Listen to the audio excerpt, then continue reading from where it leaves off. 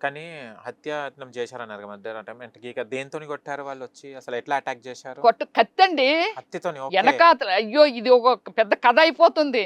So, morning కార్‌తో attack చేశాడండి. Okay. చేసేటప్పుడు అనుకోకుండా చాలా మంది టీమ్ ఉన్నాం కాబట్టి వాళ్ళు కార్‌తో వెళ్ళిపోయారు. గుద్దేయబోయారు. ఎనకాతల లాగి అందులో అక్కడ నా ముందర ఇంకొక అతనున్నాడు. హ్మ్.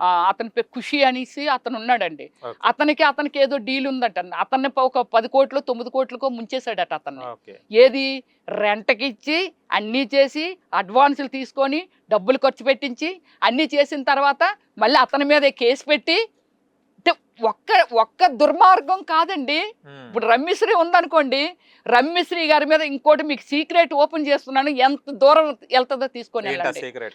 మనకి ఎప్పుడో 23 సంవత్సరాల క్రితము ఎవరో వాళ్ళ అవసరాల కొలదో లేకపోతే ఏమిటో అమ్మితేనే కదా కొన్నాము. అవును. లాక్కున్నామా కొనుక్కున్నామా? కొనుక్కుంటాను కదా వాడిచ్చాడు. కొనుక్కున్నాము. ఓకే, ఇందులో దుర్మార్గం లేదు, అవును. కొనుక్కున్నాము. వాళ్ళని అంటే ఇది సిచ్యువేషన్ రమ్యశ్రీది ఒకటే కాదండి, అతను చేసిన డీల్స్ ఎలా ఉంటాయి, రిస్క్ ఎలా ఉంటుంది అనే దానికి ఎప్పుడో నాకు అమ్మినోళ్ళి అడ్రస్లు ఉంటాయి కదండి. అవును. మన అవును. రిజిస్ట్రేషన్లోనో లేకపోతే మీ సేవలో తీస్తే ఇదిగో ఈ వస్తేవాళ్ళు డేటా అంతా సర్వే వచ్చేస్తారు. నెంబర్లో వీళ్ళ రమ్యశ్రీది, నాది 144 అండి నా survey number okay. Number. So దాని అంటే ప్లాట్స్ కదా వేసారు. అవునవును. ప్లాట్స్ లో 143 ఉంటది, 142 5. ఉంటది, మంది 4 అండి. ఆ 4 తర్వాత మళ్ళీ శ్రీధర్ రావే కొనుక్కున్నాడేమో నాకు తెలియదండి, అవన్నీ మనకు అనవసరం. ఓకే. వాళ్ళకు ఫోన్లు చేసి వాళ్ళని కెలికి మీరు కోర్టులోని అక్కడ వేయండి, ఈ రమ్యశ్రీ దీన్ని మీరు రిస్క్లో పెట్టండి, మీకేం కావాలన్నా నేను సపోర్ట్ చేస్తాను ఓ. అని వాళ్ళని వెతుక పట్టుకొని ఫోన్లు చేసి చెప్పారండి. హ్మ్. వాళ్ళు నిజంగా అండి ధర్మాత్ములండి. మళ్ళీ మీకు చెప్పారు. వాళ్ళు ఎవరో వాళ్ళ ఫ్రెండ్స్ వాళ్ళు అన్నారట, తప్పు, ఆ పిల్ల గొంతు చించుకొని అరుస్తుంది, అమ్మాయి 23 సంవత్సరాలు అయింది కొనుక్కొని, అమ్మేశారు. అమ్మిన దాన్ని అమ్మాయి ఏమి దొంగతనం వేయలేదు, లాక్కోలేదు, కొనుక్కుంది. ఆ కొనుక్కుందని ఆ పిల్ల క్లియర్గా 23 సంవత్సరాల నుంచి మీరు టచ్ అయినప్పుడు అవును. మళ్ళీ ఇప్పుడు వెళ్ళడం చాలా తప్పు అంటే ఆయన ఫోన్ చేసి మళ్ళీ ఏమైనా శ్రీధర్ వేరే విధంగా ఏదైనా టచ్ చేస్తాడేమని మీకు హెల్ప్ చేయటానికే మేము వచ్చామండి, మాకు డబ్బులు అవసరం లేదండి, మీకు హెల్పింగ్ కోసమే మేము వచ్చాము, సో ఇలా మాకు కాల్ చేశాడండి మా అడ్రస్ అది పట్టుకొని అనేసి చెప్పారండి. ఇది నాకు కాదండి, అతని కన్ను పడిన ఎవరికైనా ఏ విధంగా వీళ్ళని పొల్యూటెడ్ చేయాలి, ఏ విధంగా వీళ్ళని సర్వనాశనం చేయాలి, దానివల్ల నీకు లాభం ఏమిటి శ్రీధర్రావు? ఏమిటి నీకు లాభం? నువ్వు తింటున్నది అన్నమే, నేను తింటున్నది అన్నమే, నువ్వు తింటున్నది డ్రై ఫ్రూట్స్, నాకు లేదు డబ్బు, నేను డ్రై ఫ్రూట్స్ తినలేను, అంతే తేడా. రోడ్డు మీద రూపాయికి తొడిగిన యాపిల్ నేను తింటాను, నువ్వు కావాలని అంటే 2000 5000 రూపాయలు తింటావు, ఇంకా నాకంటే 10 ఏళ్ళు బ్రతుకుతావు, నేను ఇంక 10 ఏళ్ళు ముందు చచ్చిపోవచ్చు. ఇలాంటి టార్చర్లు పెడితే ఇంకా 5 ఏళ్ళ ముందు నేనే కాదు నాలాంటి వాళ్ళు ఎవరైనా చచ్చిపోవచ్చు. అతను నువ్వు కావాలంటే భగవంతుడు నిన్ను పర్మనెంట్గా ఎక్కడేమి ఉంచడు, నీకెవరో గుళ్ళు కట్టరు, అన్నీ నీకు ఈ శ్రీధర్రావు ఇది సమాధి అని ఒకటి కట్టరు, 100 200 కట్టేస్తారు నీకు ఆ చెడుకి. ట్యాచీలుగా మిగులుతున్న వాళ్ళు ఎంతోమంది ఉన్నారండి, ఎంతోమంది. ఆ ట్యాచీలుగా మిగలనందుకు ట్రై చేయి. తప్పు పిల్లలు తప్పు చేస్తే మనం దండేస్తాం. ఎందుకని వాళ్ళు ఇంకోసారి అమ్మో తప్పు చేస్తే కొడతారు, అందుకు తప్పు చేయకూడదనేది పిల్లలప్పుడు మనం దండిస్తూ ఉంటాం. వాళ్ళు పెరుగుతున్న కొలది సమాజాన్ని చూపిస్తాం. ఏ సమాజాన్ని చూపిస్తాము? మంచి చేసిన వాళ్ళు. ఈ ట్యాచ్యూ ఏమిటి, హిస్టరీ ఏమిటి, ఏం బుక్కుల్లో చదువుతున్నారు? ఈరోజు తెలంగాణ రాష్ట్రంలో ఈరోజు స్కూల్లో పాఠాలు ఏం చెప్తారో తెలిసిన, సొసైటీని మీరు పక్కన వెళ్తుంటే ఎవరికైనా ఏదైనా ఇబ్బంది అయితే హెల్ప్ చేయండి, మీరు తప్పు చేయకూడదు, దొంగతనాలు చేయకూడదు. ఎందుకు ఇదంతా నేను వింటున్నానంటే, నేను సోషల్ వర్క్ మీద ఈ బుక్స్ అవి ఇవ్వటానికి వాటికి వెళ్తున్నప్పుడు హెడ్ మాస్టర్ కానీ వీళ్ళందరూ కొన్ని లెసన్స్ పిల్లలకి చెప్తూ ఉంటారు, తప్పుడు మార్గంలో నడవద్దు అనేది చెప్తున్నారండి. ఇప్పుడు శ్రీధర్రావు ఓకే ఇంతవరకు ఏదో చేశాడు, ఎస్ ఇది నాకు అవసరం లేదు, నాకు ఈ రోజుకి 100 కోట్లు సంపాదించాను, 200 కోట్లు సంపాదించాను, ఓకే కూల్. తప్పు చేస్తే వాళ్ళని పిలవాలి, సారీ అమ్మనవడంలో తప్పులేదు. తప్పు కాలు తగిలితేనే మామూలుగా క్యాజువల్గా సారీ ఎక్స్పెక్ట్ చేస్తారు. గుండెల మీద గుద్ది ఇన్ని తన్నేవు కదా నువ్వు, నీకు ఇష్టం వచ్చినట్టు. ఎప్పుడో 8 ఏళ్ళు 9 ఏళ్ళ క్రితం సెటిల్ అయిపోయిన వాళ్ళండి.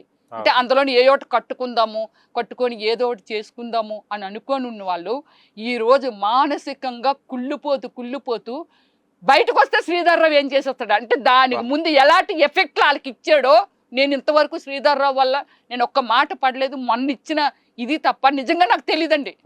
ఆయన ఇలా తిడతాడా, ఇలా అంటాడా, ఇలాంటి మనిషి అనేది రియల్లీ నాకు తెలియదు.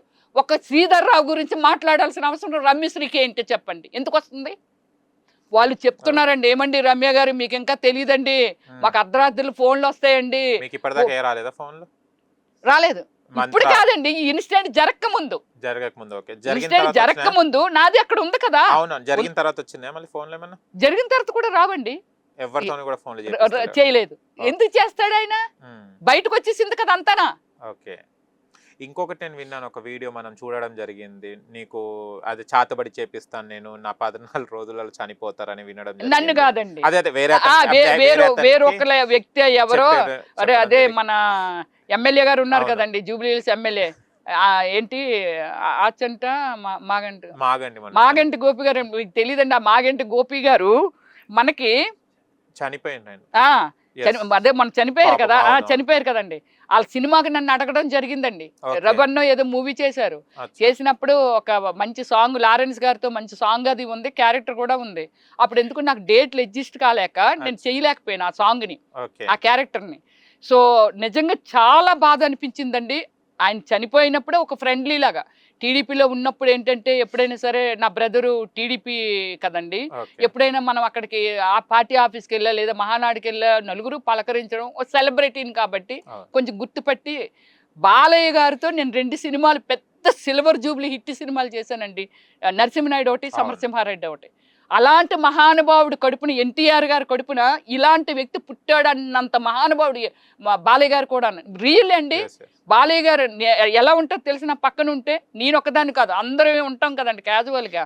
సో వాళ్ళందరినీ ఈ గుడికి వెళ్ళండి, ఆ స్వామి మన ఏంటి సంపద వినాయకుడి గుడికి, వైజాగ్ అంటున్నావు కదా రమ్య, వెళ్ళలేదండి సార్ నేను ఇంకా ఎప్పుడు వెళ్ళలేదు. అన్ని కాలగ్రంథాలండి ఇలా ఉంటాయి అన్నమాట. అవి చూసి దేవుళ్ళ హిస్టరీలు మనకి ఎక్స్ప్లెయిన్, అంటే ఆయన ఓపిక, ఆయన మంచితనం కాకపోతే ఆ మహానుభావుడు ఇచ్చిన ఆ జన్మని ఇప్పటికీ సార్థకత్వం చేసుకుంటున్నారు బాలయ్య బాబు గారు అని అంటే నాకు బాలయ్య తెలుసు, నేను ఏమి చేయమని నేను ఏది చెప్తే అదే వింటారు అంటే, మిమ్మల్ని శ్రీధర్రావుని తప్పులు చేసుకొని బ్రతుకు లేకపోతే లాల చంపి ఏళ్ళ చంపి అని బాలయ్య బాబు గారు చెప్తారా అండి? చెప్తారా? ఆయన నేచర్ ఏంటి? అలాంటి వాటిని వాళ్ళు ఎంకరేజ్ చేయరు కదా, కానీ వాళ్ళ పేర్లు చెప్పుకొని వాళ్ళ జీవితాలు కూడా పాడు చేసేస్తున్నారండి సొసైటీలో. మనకి డైరెక్ట్ బాబు గారు తెలుసు కాబట్టి బాలయ్య బాబు గురించి మాట్లాడతామండి, అంతే కదా. చిరంజీవి గారు ఉన్నారంటే చిరంజీవి గారు ఇండస్ట్రీలో ఉన్నారు, చిరంజీవి గారు ఏంటి ఏది ఎలాగంటే అనేది మనం చూస్తుంటాం, నలుగురివి మాట్లాడుకుంటాం. కాబట్టి నువ్వు తప్పుగా చిరంజీవి గారి గురించి చిరంజీవి గారి వరకు వెళ్ళదలే అనుకొని నువ్వు ఏదో మాట్లాడినా మాకు తెలుసు కదా డైరెక్ట్. తెలిసినప్పుడు వాళ్ళ వాల్యూస్ ఏంటి, వాళ్ళ మనుషులు ఏంటి, ఏవండి ఒకటండి, పవన్ కళ్యాణ్ గారు లేకపోతే చిరంజీవి గారు లేకపోతే ఒక రమ్యశ్రీ ఎవరని అనుకుందాం, కష్టము క్రమశిక్షణ లేకున్నా పబ్లిక్లోను ఉండడము మంచిగా ఉన్నారా చెడుగా ఉన్నారా మీరు చెప్పండి? మంచిగానే ఉన్నారు. పవన్ కళ్యాణ్ గారు ఒక అచీవ్మెంట్, ఆయనకి ఏమి కావాలి, ఎలా కావాలి, ప్రజల్లో ఉండాలి, ప్రజల కోసం ఉండాలి, ఒక తపన ఉంది కాబట్టి దాన్ని సాధించగలిగారు.